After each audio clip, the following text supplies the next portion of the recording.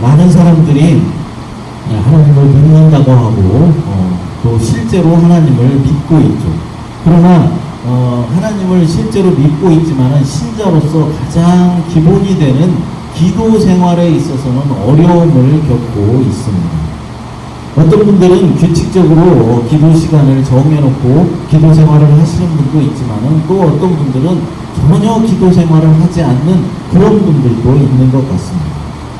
또 기도 생활을 한다라고 하더라도 사실 어떻게 하나님께 기도해야 하는지 잘 몰라서 기도하는 일을 어려워하는 분들도 있는 것 같습니다.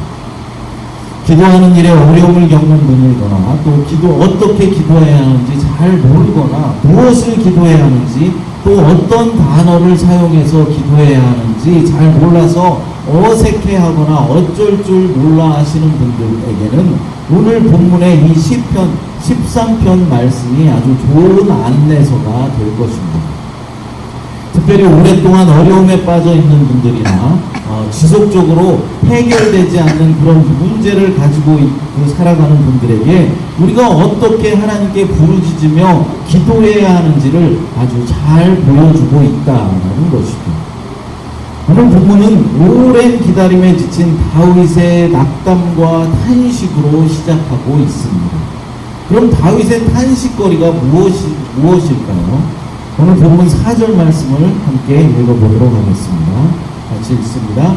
두렵건대 나의 원수가 이르기를 내가 그를 이겼다 할까 하며 내가 흔들릴 때 나의 대적들이 기뻐할까 하나이다. 아멘. 여기에 보면은 단수인 원수라는 단어가 나오고 또 복수로 된 대적들이라는 단어가 나오는 것을 볼 수 있습니다.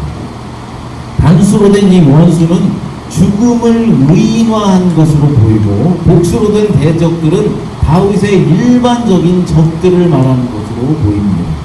그러니까 다윗의 탄식거리는 어떤 한 가지 문제를 가지고 탄식하고 있다라는 것이 아니라 여러 가지 복합적인 문제들을 가지고 있었다라는 것이죠. 특별히 건강의 악화와 대적들의 괴롭힘 그리고 압박 등으로 인한 죽음에 대한 두려움을 가지고 있던 것으로 보입니다.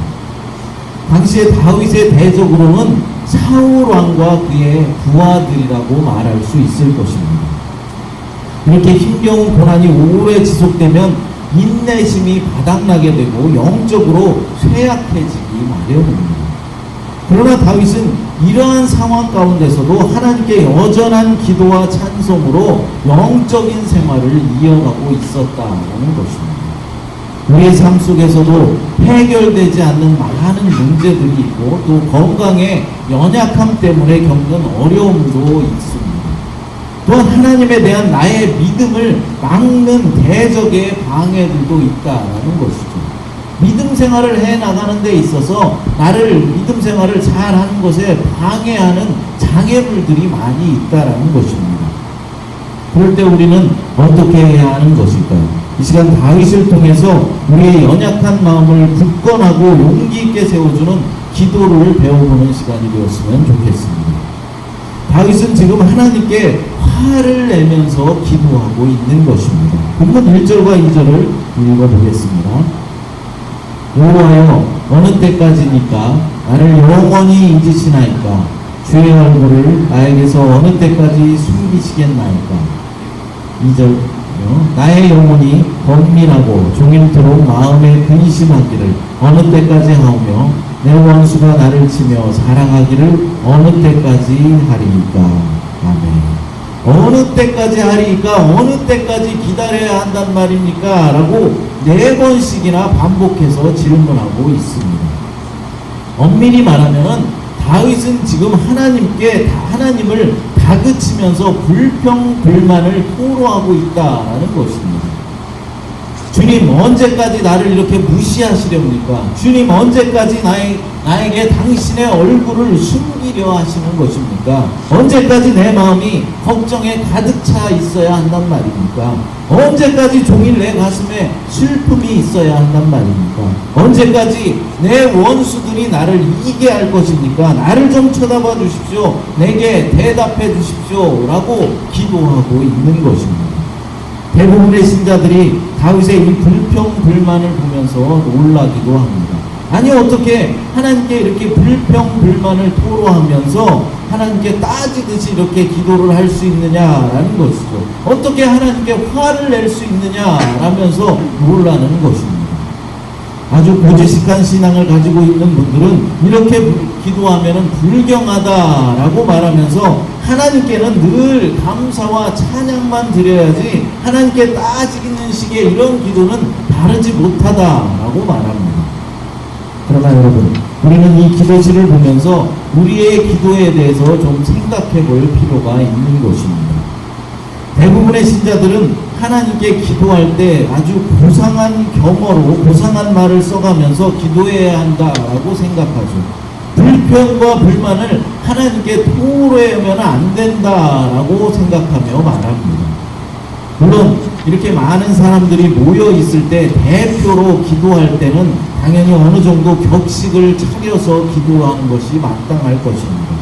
그냥 아무 말이나 막 하면은 예배에 방해가 될 뿐만 아니라 예배의 흐름을 깰 수도 있고 다른 사람들에게, 다른 성도들에게 좋지 않은 영향을 미칠 수도 있기 때문에 그렇습니다. 그래서 대표 기도를 할 때는 시간도 좀 적당하게 지켜주어야 하고 어느 정도 기도의 형식을 갖추어서 기도해야 하는 것입니다. 그러나 우리가 평소에 하나님과 대화를 나누면서 1대1로 기도를 할 때는 그런 격식 같은 것이 필요 없다라는 것이죠. 그냥 솔직하게 나의 마음속에 있는 그런 생각과 마음들을 하나님께 이야기하면 되는 것입니다. 그것이 찬양이고 감사라면 얼마나 좋겠습니까?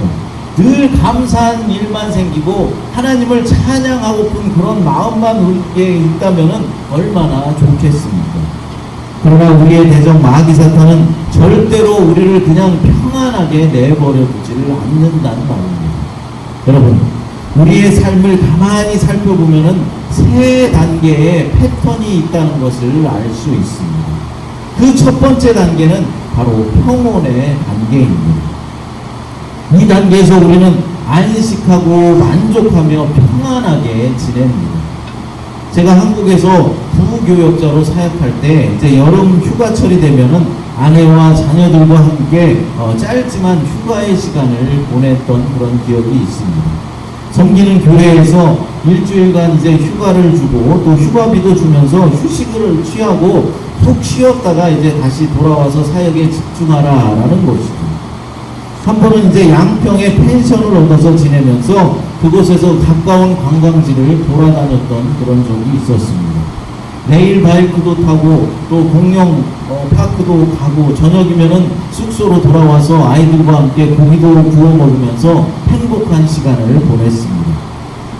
고기를 구워 먹고 편히 쉬면서 이제 차를 한 잔 마시는데 이처럼 평안한 그런 시간이 또 있을까라는 그런 생각을 하게 되었습니다. 참으로 모든 것이 평안한 시간이었습니다. 아이들은 건강하게 잘 자라고 있지, 그래도 안정된 중대형 교회의 부교역자로서 차례비도 꼬박꼬박 나오지, 여름철마다 또 휴가도 보내주지, 사실 그때 당시에는 더 바랄 것이 없었습니다. 지금 와서 생각해보니 가족과 함께 좋은 곳에 가서 자연을 구경하고 자녀들과 고기를 구워 먹으면서 보냈던 그 시간이 정말로 행복한 시간이었구나 라고 기억하게 됩니다. 여러분들도 다 이런 평화롭고 행복한 시간들이 있었을 것입니다. 모든 것이 다 안정되고 잘 돌아갈 때 하나님의 은혜에 찬양과 감사가 넘쳐나게 되는 것입니다. 이렇게 평화롭고 안정될 때 그때가 바로 인생의 첫 번째 단계인 평온의 단계라는 것입니다. 그런데 여러분이 알아야 할 사실은 시편의 이 말씀은 이 첫 번째 단계 평온의 단계에는 별 관심이 없다라는 사실입니다. 그 이유가 무엇이겠습니까? 그것은 이 평온의 단계는 흥미로운 단계가 아니기 때문에 그렇습니다.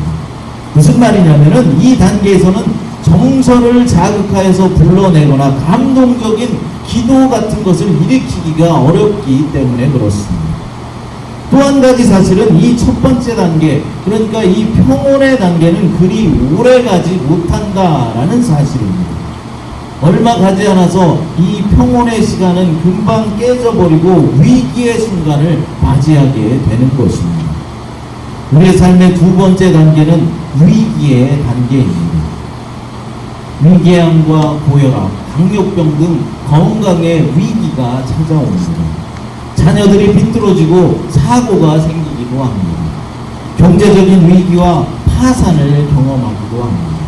이 두 번째 단계에 접어들면은 하늘이 무너져 내리는 것 같고 인생의 물이 차올라서 숨이 막혀서 금방 죽을 것과 같은 그런 답답함이 생기게 되는 것이죠. 그래서 계속해서 한숨을 쉬게 되는 것입니다.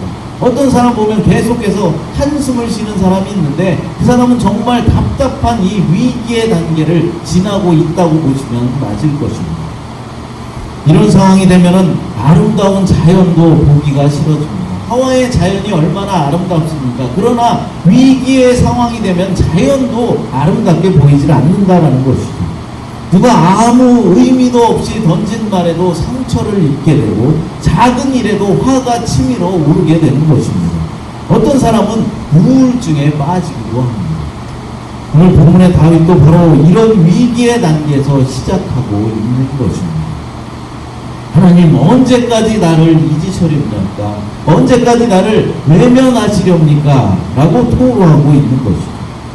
하나님께서 나를 언제나 지켜주시고 보호해 주실 것이다 라고 믿어왔지만은 그 믿음은 그만 깨어져 버리고 내가 상상했던 그런 평화가 깨져버리고 나면 어떻게 됩니까? 마치 자동차가 빙판길을 달리다가 제동력을 상실한 것처럼 삶의 통제력을 완전히 잃어버리게 된다라는 것입니다. 그러나 여러분, 이것이 오히려 하나님 앞에 진솔하게 설 수 있는 기회라는 사실을 믿으시기 바랍니다. 이런 위기의 단계가 바로 하나님 앞에 솔직하게 나갈 수 있는 그런 시간이 된다라는 것입니다.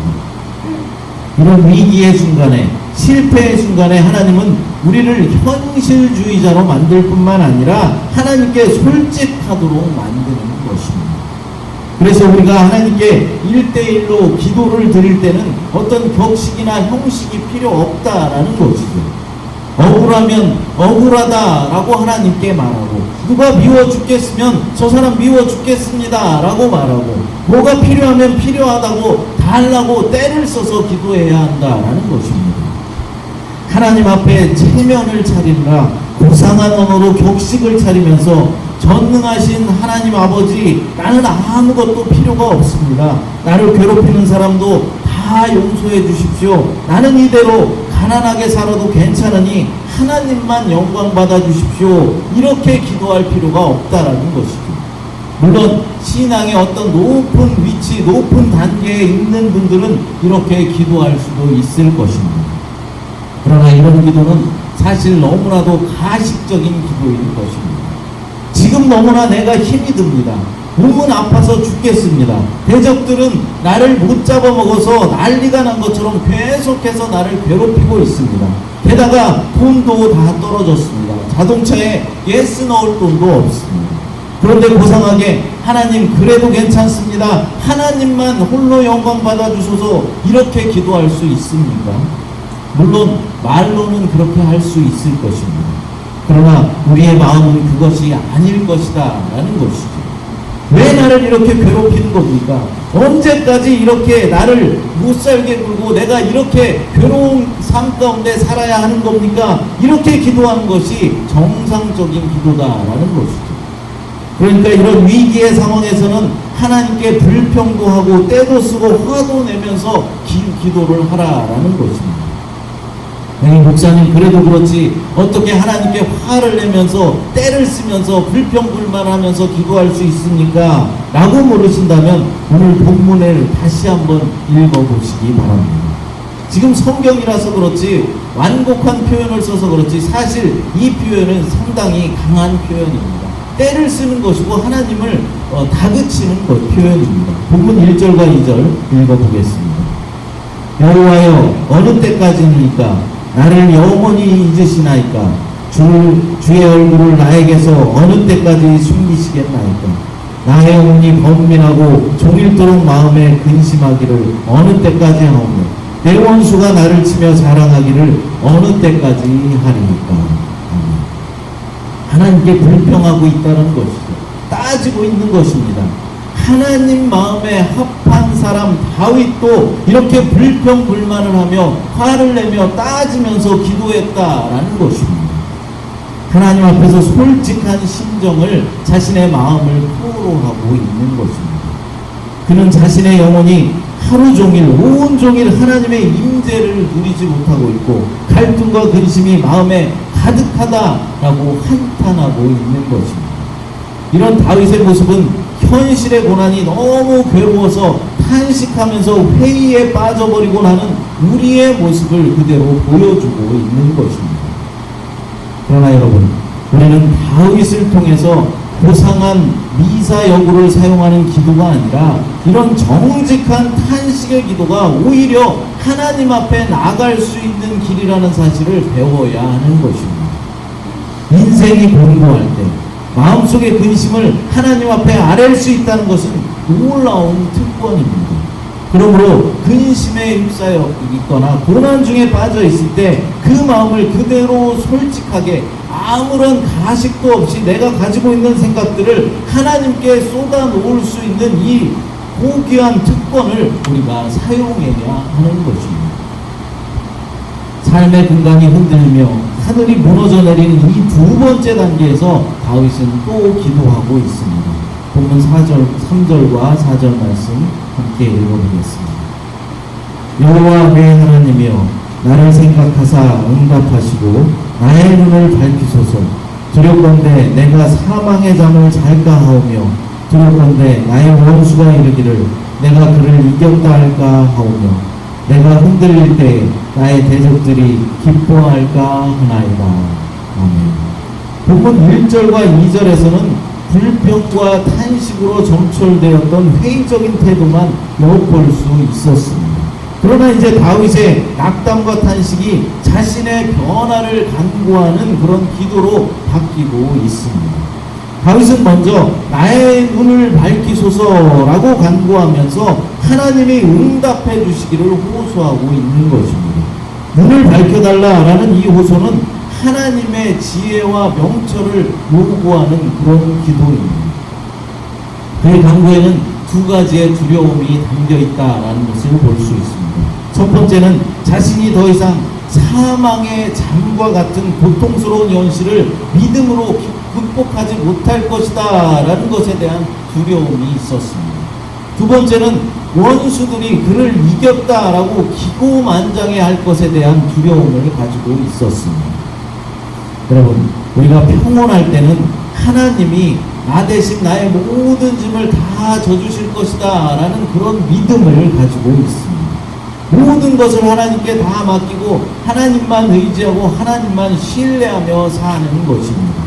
그러나 우리가 낙심에 빠지게 되면 어떻습니까? 우리는 자신의 짐을 하나님께 맡기려 하지 않고 끝까지 내가 지고 가려고 하는 것입니다. 내 생각과 나의 지혜와 나의 힘으로 문제를 해결해 보려고 노력한다라는 것이죠. 그러면 어떻게 되겠습니까? 내 삶에 더 큰 파멸과 절망을 맛보게 되는 것입니다. 마태복음 11장 28절 읽어보겠습니다. 수고하고 무거운 짐진 자들아 다 내게로 오라. 내가 너희를 쉬게 하리라. 아멘. 나의 모든 수고와 나의 모든 짐을 주님께 맡기면 주님께서 내게 안식을 주신다라는 약속의 말씀인 것입니다. 이 약속을 믿고 하나님의 은총과 도우심을 사모하는 갈급한 마음을 품는 우리 모두가 되었으면 좋겠습니다. 이제 본문 5절과 6절을 읽어보겠습니다. 함께 읽겠습니다. 나는 오직 주의 사랑을 의지하여 싸우니 나의 마음은 주의 구원을 기뻐하리이다. 내가 여호와를 찬송하리니 이는 주께서 내게 은덕을 베푸심이로다. 아멘. 다윗은 이제 두 번째 단계에서 세 번째 단계로 나아가고 있습니다. 이 세 번째 단계는 깨어졌던 일이 다시 연결이 되고 새로운 창조가 열리는 새로운 창조의 단계입니다. 깊은 상처들이 아물고 새살이 돋아나와서 고통 가운데 있던 삶이 삶의 새로움이 움터나는 그런 단계입니다. 그렇게 화를 내며 불평불만을 토로하던 다윗의 기도가 이제는 어떻게 바뀌고 있습니까? 어떻게 바뀌었습니까? 나는 주님의 변함없는 사랑을 믿습니다. 내 마음이 주님의 구원을 기뻐합니다. 나는 주님을 찬양합니다. 주님께서 내게 풍성한 은혜를 베푸셨기 때문입니다. 라고 변화되었습니다. 다윗은 이제 주님의 구원을 기뻐하며 찬양한다 라고 고백하고 있는 것입니다. 비록 탄식과 불평 가운데서 기도를 시작했지만은 하나님을 신뢰하는 자가 그분의 고귀한 사랑을 입게 된다라는 사실을 기억해낸 것입니다. 미래에 대한 불확실함이 있지만은 다윗은 이제까지 경험했던 하나님의 인자하심을 의지하기로 결단한 것입니다. 그런데 여러분, 이러한 결단의 새 창조의 단계까지 나아가기 위해서는 반드시 위기의 순간에 솔직한 기도의 단계가 있어야 한다라는 것입니다. 내 삶에 변한 것이 하나 없고 나아진 것이 하나도 없는데 처음부터 기뻐하며 하나님을 찬양할 수 없다라는 말이죠. 혹시 여러분들도 경험해 보셨을지 모르겠습니다. 정말로 답답한 일이 있고 잘 이루어지지 않는 일이 있어서 하나님 앞에 이제 무릎을 꿇고 기도를 드립니다.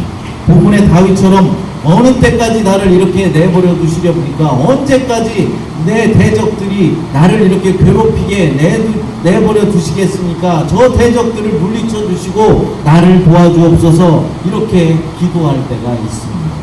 지금 설교라서 조금 완곡한 표현을 썼지만 사실 이런 기도입니다. 살아계신 하나님이라면서요. 근데 왜 내가 이렇게 힘들어야 하는 거죠? 도대체 왜냐고요? 언제까지 이렇게 내가 힘들게 살아야 한단 말입니까? 나를 괴롭히는 저 사람들이 좀 망했으면 좋겠습니다. 나를 세워주고 저 사람들을 망하게 해주면 안 됩니까? 이렇게 기도하는 것입니다. 그러다 보면 어떻게 됩니까? 이렇게 솔직한 나의 마음을 하나님께 아뢰다 보면은 어느 순간 하나님께서 깨닫게 하시고 기억하게 하신다라는 말입니다. 내 삶이 지금 비록 어렵고 힘듦이 있고 아픔이 있지만은 이제까지도 지켜주시고 도와주셨던 분이 바로 하나님이라는 사실을 깨닫게 된다라는 것입니다. 우리는 이 세 번째 단계에서 파도 위를 걸었던 베드로의 심정을 느끼게 되는 것입니다. 밑바닥이 없는 세상 속으로 한없이 추락할 때 주님 나를 구원해 주십시오 라고 외칩니다. 그러다 어느 순간 예수님께서 내 손을 꽉 붙잡고 있다라는 것을 느끼게 되는 것입니다. 내가 정말로 힘든 줄 알았는데, 나만 이렇게 고통 가운데 살아가는 줄 알았는데 우리 주님께서 나를 위해서 더 큰 고통을 당하셨다라는 사실을 깨닫게 된다라는 것이죠. 바로 십자가의 우진 고통 말입니다. 이러한 경험은 하나님께 나의 모든 속마음을 솔직하게 아뢰었을 때 경험하게 되는 것입니다. 당신 비록 하나님의 구원이 아직 임하지 않았을 때에도, 상황이 변한 것이 전혀 없음에도 하나님의 구원을 기뻐하며 주님을 찬양했습니다. 그렇습니다. 찬양과 기도가 땅을 흔들고 옥문을 여는 기적을 가져온다라는 사실입니다. 그러므로 우리는 장차 이루어질 하나님의 구원을 확신하면서 우리들은 오늘 기쁨과 찬송 가운데 살아가야 하는 것입니다. 그러기 위해서는 먼저 어떻게 하라고 했습니까? 하나님을 향한 솔직하고 가식이 없는 그런 기도가 먼저 있어야 한다고 했습니다. 사랑하는 여러분, 우리의 기도가 조금 더 가식이 없고 솔직해졌으면 좋겠습니다. 시간 함께 찬양 드리고 기도하도록 하겠습니다. 하나님 아버지 감사합니다. 오늘 다윗의 탄식을 통하여서 우리의 기도가 어떠해야 하는지 깨닫게 하시니 감사합니다. 하나님, 우리가 하나님과 대화를 나누며 1대1로 기도를 드릴 때 가식적이고 미사여구를 갖춘 형식적인 기도가 아니라 내 마음에 있는 생각들을 솔직하게 아뢰 수 있도록 도와주시옵소서. 솔직함과 진실함에서 시작된 기도가 결국엔 찬양과 감사로 끝을 맺는다는 사실을 깨달아 늘 하나님 앞에 솔직함으로 나아가는 우리의 기도의 삶이 될 수 있도록 하나님 인도하여 주시옵소서. 주께서 함께하여 주시고 모든 기도 주님의 뜻 가운데 응답하여 주심을 믿사오며 거룩하신 예수님의 이름으로 간절히 기도드리옵나이다. 아멘.